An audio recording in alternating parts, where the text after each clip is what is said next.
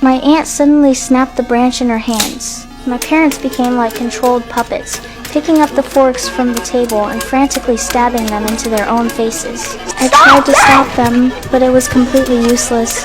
It wasn't until my aunt threw the branch in her hands into a bowl filled with water that my parents finally stopped. My aunt demanded that I help her keep the secret. She said if I didn't obey her, she would make my parents hurt themselves to death. Faced with my aunt's threats and terror, I had no choice but to submit. In the days that followed, I continued going to school as usual, but my parents remained sitting at the table, never moving. I was very worried about my parents' physical condition, so I went into my aunt's room to ask. My aunt only coldly told me to get canned food to feed my parents. From then on, every day after school, I would first go to the supermarket to buy canned food, then hurry home to carefully feed my unresponsive parents. This kind of life went on for a long time. One night, I was suddenly awakened by my aunt. In the dim room, my aunt's face was deathly pale. She weakly told me that she was seriously ill and that the hospital could no longer cure her. She hoped I could save her. Then my aunt stated her conditions. If I could help her bring back one item from each of my classmates,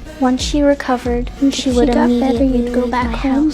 In order to help my parents recover quickly, I took advantage of the time when my classmates were playing basketball to quietly slip back into the classroom and take away their name tags. However, at that moment, my homeroom teacher suddenly walked into the classroom. Seeing that something was wrong with my condition, the teacher patiently comforted me. But at that moment, all I could think about was rescuing my parents. After school, I stuffed my classmates' name tags into my aunt's room. That night, my aunt began practicing witchcraft.